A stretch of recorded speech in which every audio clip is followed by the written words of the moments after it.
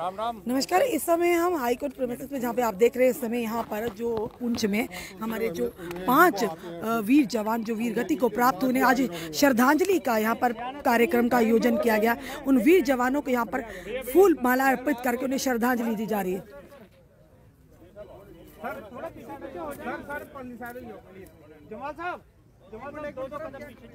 हनी जी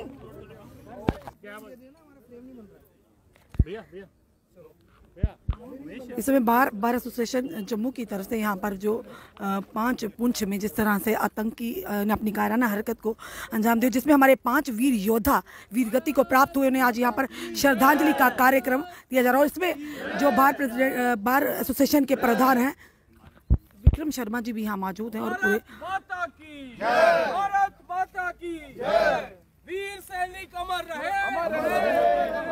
वीर सैनिक अमर रहे, वीर सैनिक अमर रहे, भारत माता की जय, भारत माता की जय। नहीं सर, आज तक वो शेयर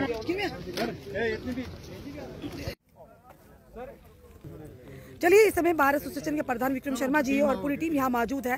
सर, जिस तरह से पुंछ में हमारे 5 वीर जवान वीर गति को प्राप्त हुए, लगातार जो आतंकी गतिविधियाँ शुरुआत और कहीं ना कहीं इन पर अंकुश लगाना कितना जरूरी है सर? देखिए, अंकुश लगाना तो ज़रूरी है। आज का समारोह बार एसोसिएशन ने ये डिसाइड किया कि जिस बुज़दिलाना हरकत से हमारे 5 राष्ट्रीय राइफल्स के जवान शहीद हुए, उसको कंडेम करना ज़रूरी है। और आप देख रहे हैं जिस जज्बे के साथ हमारे बुकला साहिबान श्रद्धांजलि अर्पण कर रहे हैं, इससे ये साबित होता है कि भारतीय वो कहीं पर भी हो, किसी भी शोबे में हो, वो डिटर्मिन्ड हैं कि भारत से आतंकवाद की जड़ को ख़त्म करना ज़रूरी है। और आतंकवाद की जड़ को ख़त्म करने के लिए आज की तारीख में ये ज़रूरी है कि पाकिस्तान को अच्छे से सबक सिखाया जाए। देखिए, पाकिस्तान एक रिकग्नाइज्ड स्टेट स्पॉन्सरिंग टेररिज्म की एंटिटी जो है वो हासिल कर चुका है। इसी अपनी हरकत की वजह से आज पाकिस्तान एक फेल्ड स्टेट में शुमार होता है पाकिस्तान का। और अब उसकी फ्रस्ट्रेशन जो है वो रिफ्लेक्ट कर रही है कि किसी भी तरीके भारत जो इतनी अच्छी पेस से ग्रोथ कर रहा है और विश्व में अपना नाम बना रहा है, भारत को भी किसी तरीके से सेटबैक पहुंचाया जाए। और ये उसी फ्रस्ट्रेशन का एक नमूना उन्होंने पेश किया।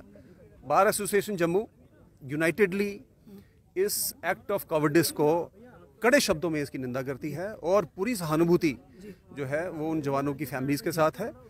और बार एसोसिएशन को ये पूरा यकीन है कि भारत की एकता को कोई भी विश्व की ताकत जो है वो नुकसान नहीं पहुंचा सकती। उन नेताओं के लिए जो हमारी सेना पर जिन्होंने सवाल उठाए, उन्होंने कहा कि सेना मासूम लोगों को इस समय हरास कर रही है और साथ ही साथ सेना की गलती से इस तरह का जो घटना हुई पुंछ में। देखिए, पॉलिटिशियंस की क्या मजबूरी है वो पॉलिटिशियंस को पता होगा।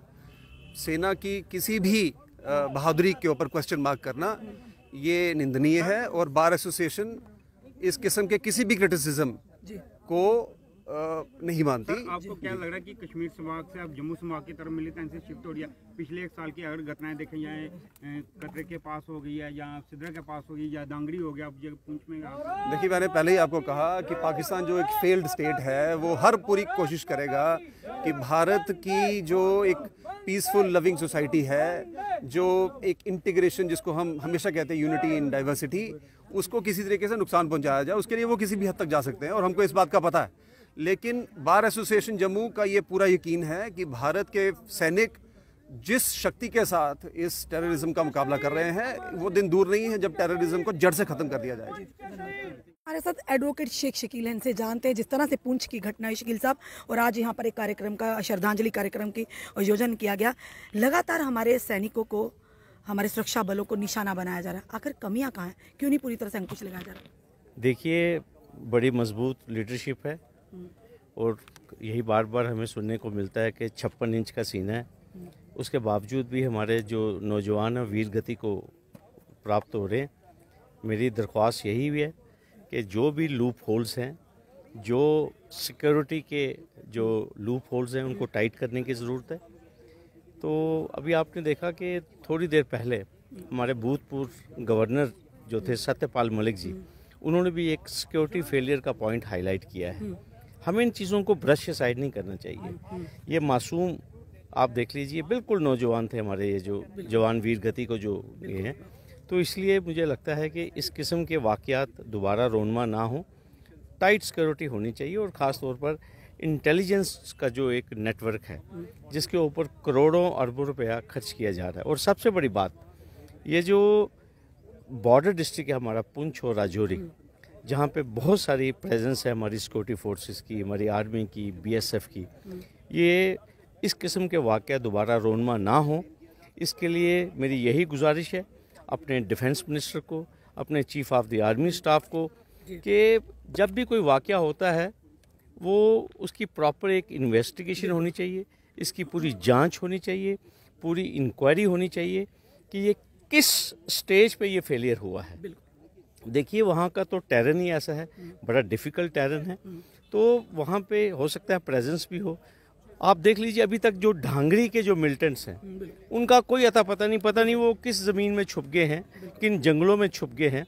और जब ये कहा जाता है कि हमारे देश की जो आर्मी है, हमारा जो नेटवर्क है वो सक्षम है, बड़ा मजबूत है, तो ये जो हमारे सिटीजन्स हैं, जो भारतवर्ष के लोग हैं, वो ये जानना चाहते हैं कि इसी किस्म का जो इंटेलिजेंस फेलियर है, जिसकी सत्यपाल मलिक जी ने भी बात की, पुलवामा अटैक की, ये बातें सामने क्यों नहीं आती?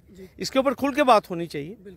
हालांकि हम इसको ये कहें कि सुरक्षा से जुड़ा हुआ मामला है, ठीक है, सुरक्षा की बात करेगा कौन, जो भी करेगा उन्हें नोटिस आ जाता ना। देखिए नोटिस आ जाए, इसमें क्या है, डरना क्या है?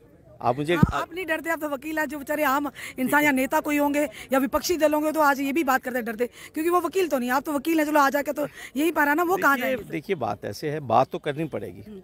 फिर हमारा जो freedom of speech and expression है, जो हमने पढ़ा था संविधान में, वो कहाँ चला जाएगा? मुझे बताइए। या तो संविधान को बदल दीजिए आप, ठीक है, बात क्यों नहीं करनी आप मुझे बताइए। इन हमारे जवानों का क्या गलती थी, क्या कसूर था इनका? ये तो बिल्कुल बॉर्डर के ऊपर अपनी ड्यूटी पे तैनात थे और हमें मालूम है कि साथ में दुश्मन देश है, लेकिन आखिर कहीं ना कहीं तो कोई फेलियर है, उसकी जांच होनी चाहिए और वो जांच सामने आनी चाहिए, जो कभी आएगी नहीं, मैं आपसे साफ बात कहूँगा, ठीक है। लेकिन सिर्फ देखिए श्रद्धांजलि देना, ये तो शहीद हो गए, इस तरह से और भी लोग शहीद हो रहे हैं। पहले आपने देखा कि वो जो घटिया क्वालिटी के चॉपर कई बार आप देखते हैं, और ये जो मिग था वो क्या था, हमारे कितने नौजवान जो फाइटर पायलट थे वो वीर गति को प्राप्त हो गए। क्या इसके ऊपर कोई जांच नहीं होनी चाहिए?